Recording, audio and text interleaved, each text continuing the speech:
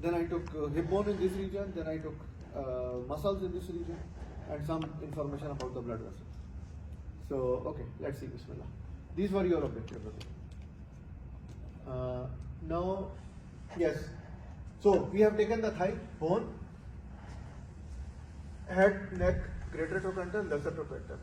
Then we have shaft, then we have medial condyle, medial epicondyle, lateral condyle, lateral epicondyle, and then we have patella. This is what we have normal which we have taken already. Then we have a femoral triangle. This is the skin. If I remove the skin, you will find some muscles. How femoral triangle is seen, how femoral triangle is felt. The femoral triangle is like this here. This is the region of femoral triangle. What is this? It is actually a depression in the front, like we have cubital fossa, like we have popliteal fossa on the back. So similarly, there is a sort of depression here. What are the landmarks here? What are the structures which I can feel in the lower limb here? Is the iliac crest? I can feel all of it. What is the clinical use of iliac crest? Iliac crest for or ilium bone. The vertebra. Number one. Any other clinical use? Appendix. How? Wait. How appendix? Okay.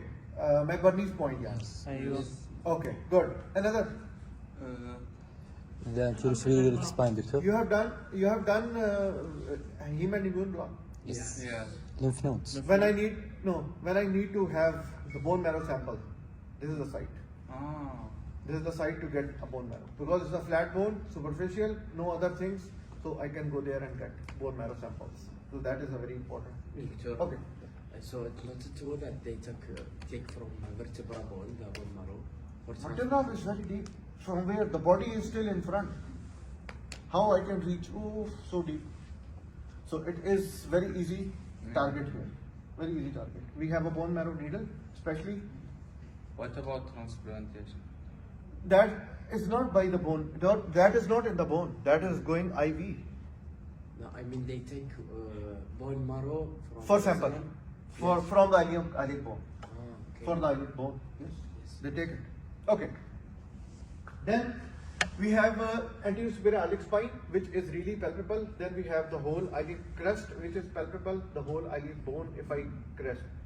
Then we have a groin. This is called groin. Line of the groin. This is line of the groin. Then we have a depression known as femoral triangle. The femoral triangle has a base, then it has an apex, then it has a medial wall, then it has a lateral wall. The apex is continuous with another canal, which is known as subsartorial canal or Hunter's canal. Why I think subsartorial? Because sartorius is the muscle which is covering this area. So here is sartorius, I cut it. Here is sartorius, I cut it. So this is sartorius is covered by sartorius. So that is the reason it is called as subsartorial canal or Hunter's canal.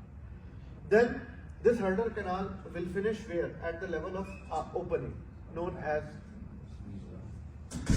any mistake? Me? Yes, I have. What about the adductor canal? The same. It's the Hunter and Adductor canal, subsartorial canal, or Hunter's canal. Yes. Everything is same. Okay. Yes. Subsartorial canal is easy to remember. Subsartorial. Then the canal finishes at an opening, which is known as hiatus. It is approximately at this level, hiatus magnus, which is the opening in the hiatus magnus before its insertion. And the purpose is the external iliac will become femoral. Femoral will run, for example, let's see the example of femoral. Then it will run into the triangle, then it will run into the canal, then it will at hiatus, it will go back. And it will become a popliteal artery. Same will happen with the popliteal vein in the opposite direction. The popliteal vein start here, then it will reach the hiatus. From hiatus, now it is called as femoral, and it will come here in the canal, then in the triangle, and then in the external. And then we have a short saphenous vein also here. I will see with the contents. This is an overview of the muscles and the real location of the triangle.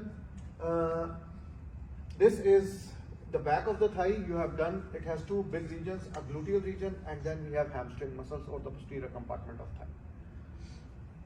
Here also we have a depression known as popliteal fossa, which is a diamond shaped space, and the contents you know from start from superficial to deep. Always remember that because since we are here or here in front and on the back we have popliteal fossa on the back.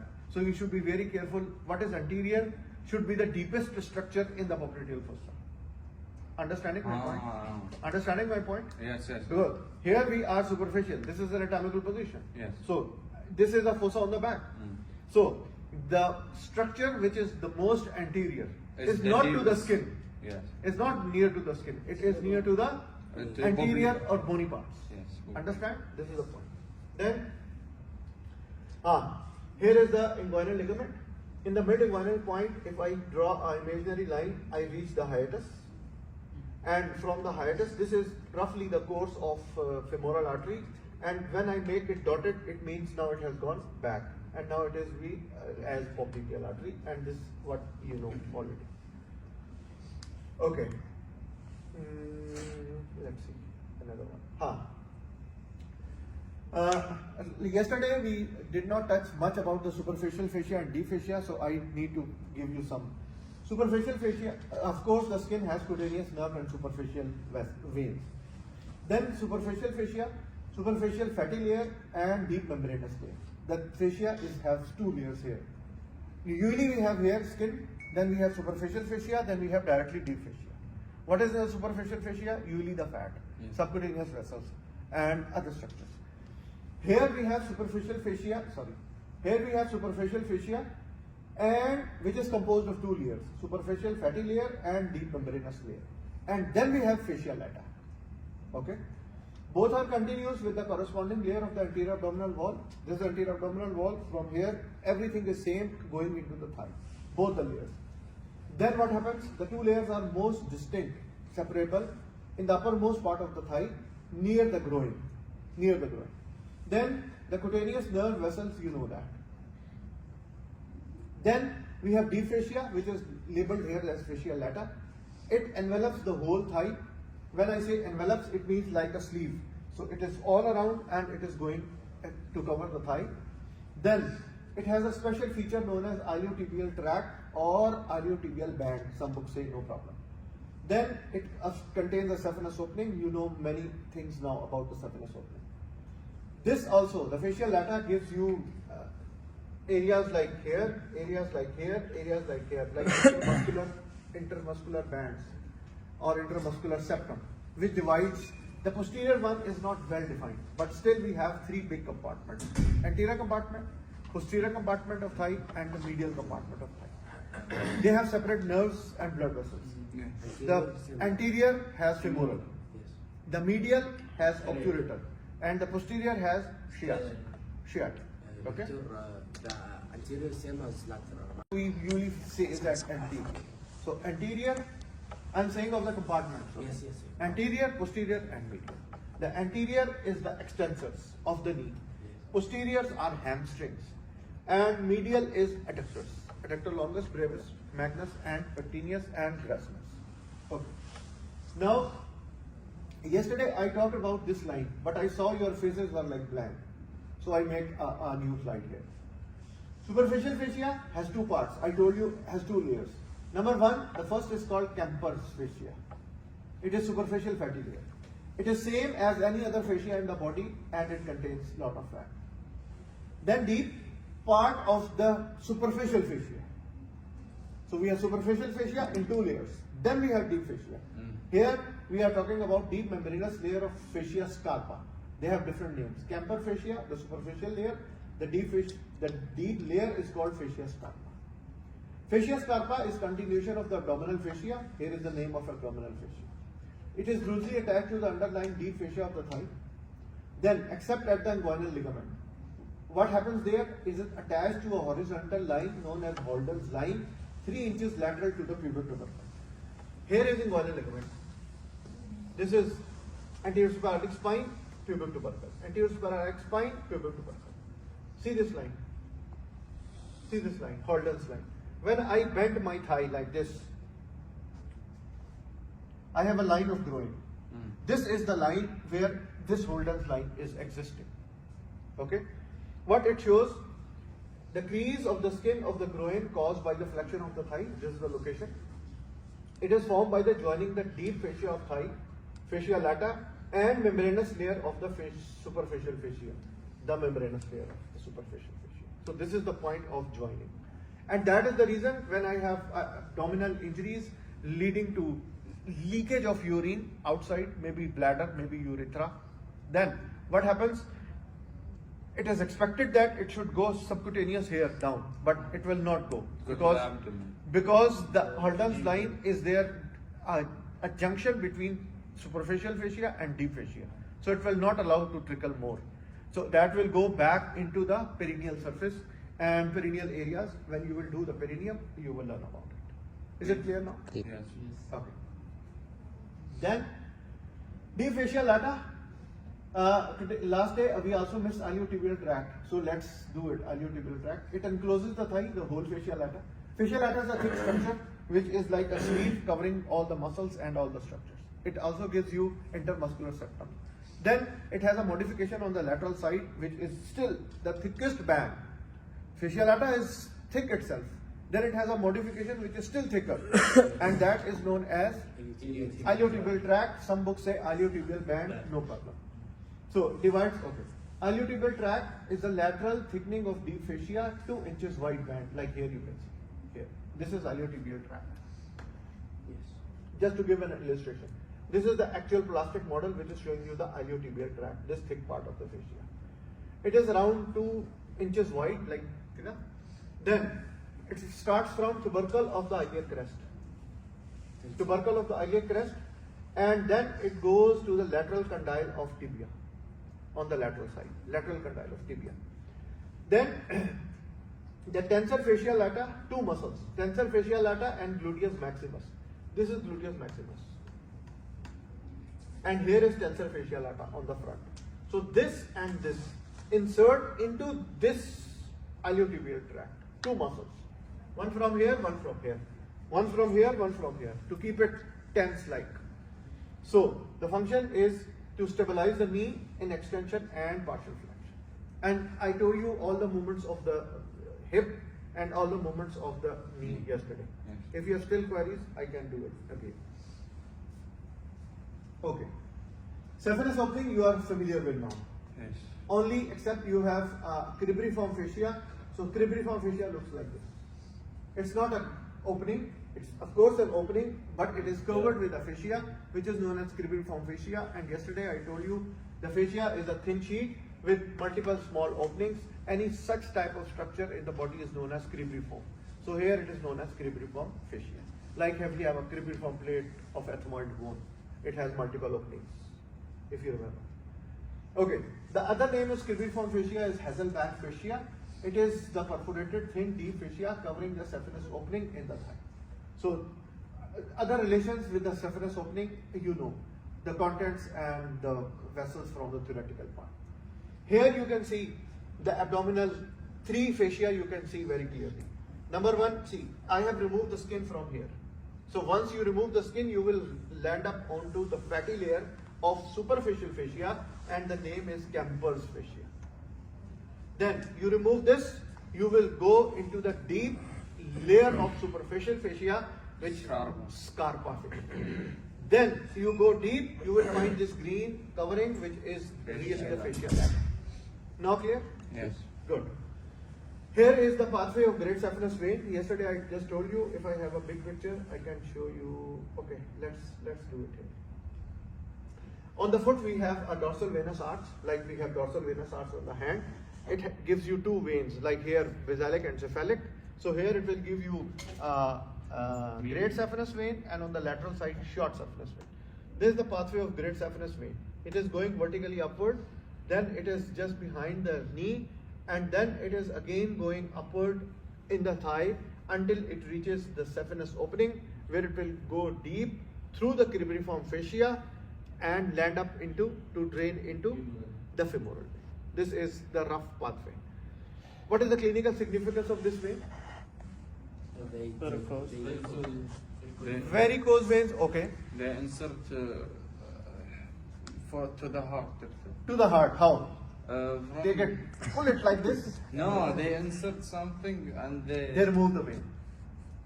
They get the part of the vein and for the heart surgery they put it. But the vein has valves. Yes, they So- don't have the verb. So vein have valves here. Yes. So vein have valve. If I put it like this in the heart, the valve will block it. So I should make it like this. So let it be valve free. Understand? So this is one clinical importance. The varicose vein is one, very good. Then we have clinical importance. We take it in a surgical way. Then there is a surgery known as cut down surgery. Do you know anything about cut down surgery? If a person is in a state of shock, you don't find any veins. He has very less blood pressure. This vein has a very good landmark with the ankle. With the medial, there is an elevation here known as malleolus. It is one finger above and one finger in relation with the malleolus. So you will always find a vein. What they do, like a CVP line, they make a big cannula and they put into this vein. This is another clinical use of this great saphenous vein. Okay, other structures you know here. There's nothing new. This is the same which we have already done, 3 septums with 3 intermuscular compartments like anterior, medial and posterior. You know the blood vessels, you know the nerves responsible here, most of them. Okay, here is a plastic model showing you the group of muscles, front and, now we are not classifying, I'm just trying to show you all the muscles in a sequence. If you start from the medial side, you will find the first is the gracilis. Then go back on the medial side along with the inguinal ligament, start from here, iliacus and psoas. Psoas major. Uli, psoas major, we also have psoas minor. And 3 of them, they will make a same tendon. This is now known as iliopsoas. So iliopsoas will come and attach to the lesser trochanter. What are the functions? If I'm steady, it is a muscle of flexion. If I'm lying down, it will keep me up. It will make me in a sit position from a lying position. So it will help my trunk to get upright. Plus, we have done many other functions. So these are the 2 important functions. Then we have pectineus. Then we have adductor longus. If I dissect adductor longus from here, if I just make a diversion like this, just underneath you will find adductor brevis. And then you will find a magnus if you have a big gap. I will show you in a couple of minutes in the lab, inshallah. Then we have sartorius, which is the longest muscle of the body and is also known as talar muscle. Then I told you 3 things. SGS. Yes. The duck. The duck foot. Sartorius, gracilis and semitendinosus from back, they will attach here. I will show you another picture. Then we have quadriceps femoris, composed of 4 parts. Rectus femoris, vastus medialis, vastus lateralis. If I remove this, you will find, I remove this and you will find vastus intermedius. Some of the book says articularis genu is the part of this intermedius. Some say no, separate muscle. So still you should remember articularis genu is a small structure here. Like here I write all of you, vastus rectus femoris, vastus lateralis, medialis, intermedius and articularis genu. Here in the lower part we have articularis genu. This is the real tailor position which we called as. He is a tailor sitting here and working on the jackets. Okay? So this is the sartorius muscle and this is the real tailor position which it helps to adopt us. Here is the attachment of sartorius, a rough illustration. Here is real sartorius, you will find. Pes anserinus or guy rope. I told you yesterday guy rope is 2 or 3 ropes from a tent, different direction of tent, and we make it. The other name is pes anserinus. What is this?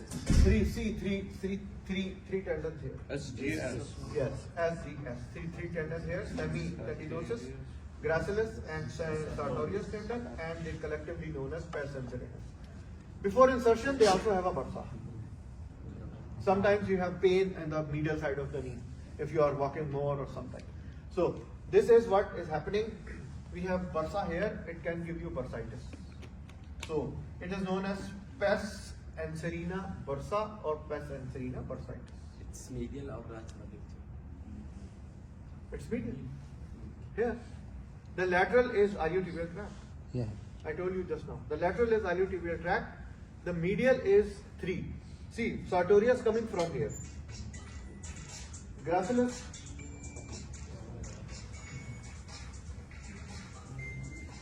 Can you just tell him? Can you just tell him we are in a lecture? Call him. Then we have, here we have, sorry, director is in a lecture. here we have, this is on the medial side. The lateral side is what? Lateral side. To stabilize the knee joint. Yes. Here on the medial side we have 3 muscles and they are generally known as pes and serenus. Pes means a structure like this and another rope is guy rope which is like this. Clear now? Yes. Okay. And of course we have a bursa here which can be inflamed because of traction, because of some structures damages, and this can give you pain. Bursitis like. Quadratus femoris, anything new except the articularis genu may be a part of vastus intermedius or a separate muscle taken as bud here. But the function is same, retracts synovial membrane of the knee joint during extraction, so that the membrane should not be crushed in any way. Then we have, here is the picture to show you adductor longus, brevis and magnus. See here, adductor longus, adductor longus. If I separate these muscles, I can land up deep to adductor longus is brevis, and then we have this magnus. And adductor magnus has a hiatus magnus or adductor hiatus here for the. Don't think this is a hiatus, okay? This is obturator externus muscle, and these are the separate muscles. This is the hiatus real inside the insertion before the insertion of adductor magnus muscle. Pectinus is cut at the left, right? Again, please. Pectinus muscle. Pectinus, yes, It's it's not removed. present. It's removed. It's removed to show you the deep structures. Then muscles of posterior compartment we have done. Yes. Nothing new here. Semimembranosus, semitendinosus, and biceps femoris. Having 2 heads like in the biceps here, long head, short head, and adductor magnus. Adductor magnus is a big muscle, so some part is visible here, some part is going back. Same is the reason some of the muscles in the lower limb, since they are big or because of their location close to the nerves, they can have 2 nerve supplies, like adductor magnus. What? It has 2 nerve supplies. One obturator and the other sciatic. Some fibers from sciatic. Similarly, some book says pectineus also has a dual nerve supply, femoral and obturator. Okay, pectineus also they labeled as a muscle with 2. Iliacus, you know the function and everything. So I told you yesterday regarding the location of psoas major. Then we have small minor. Yes. Then we have iliacus. Both of them they will make one Share one. common tendon, iliopsoas tendon, and that will be inserted into the lesser This trochanter, correct. and it is a chief flexor. Yes. Okay, and these are the nerve supply and actions. And I have given you many actions yesterday. Then I also told you regarding the psoas abscess, because of tubercular abscess formation here, and then it can land up into feeling of pain and swelling here, feeling of pain, swelling here. There was a term known as cross fluctuation. If I press here, fluctuation comes here. If I press here, fluctuation comes here. So this is known as cross fluctuation. Doctor, the muscle behind the previous. Here? This I got muscle it. below. Below? And This one? yes. Pectineus? This is pectineus. Pectineus. And of course here is gracilis. Gracilis. Gracias. Gracilis. Gracias.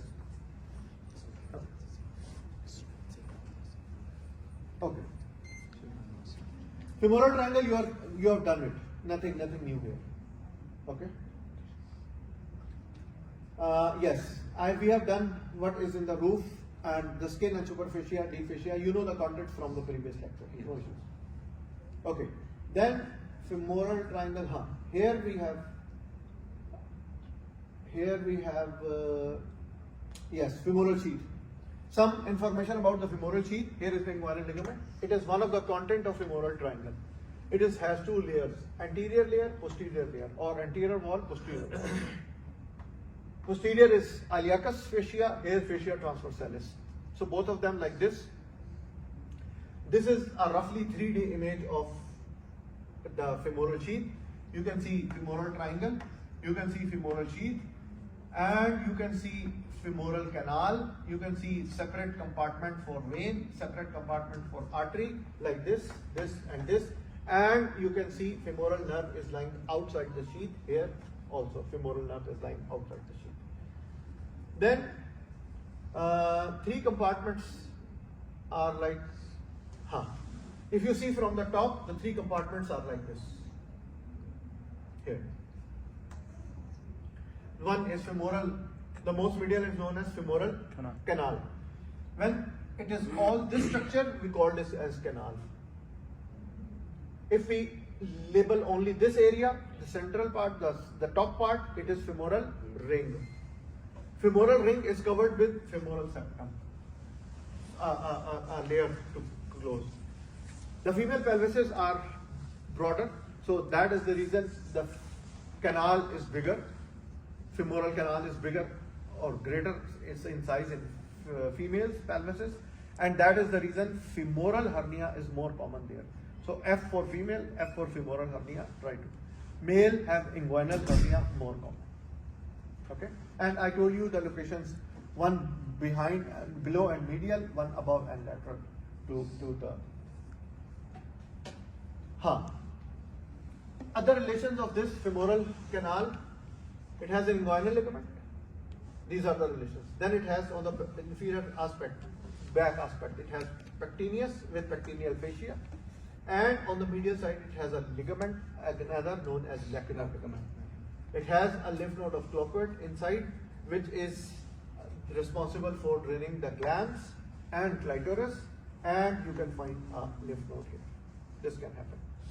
Plus, you can find herniation, as I told you yesterday, femoral hernia. This is the location of femoral hernia.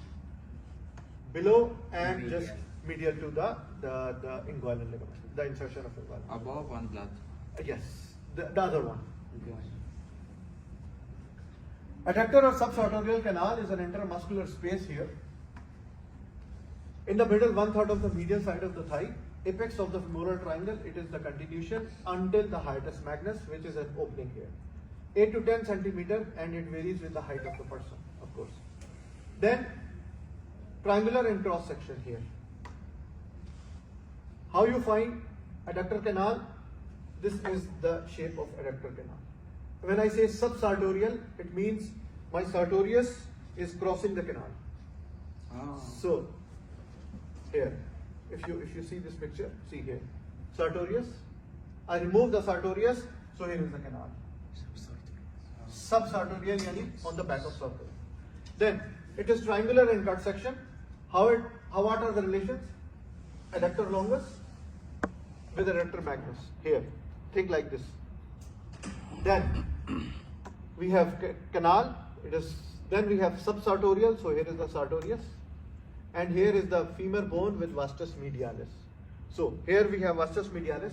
Here we have sartorius, adductor longus, and magnus, and on sartorius. So it is triangular in cut section. This is what is happening.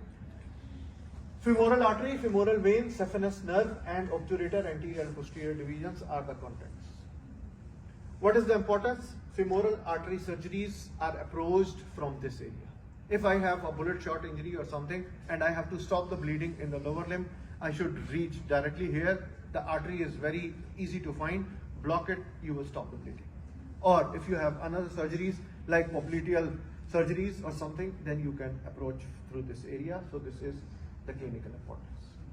Then we have popliteal fossa. You know a lot of things about, so I don't want to repeat. Khalas.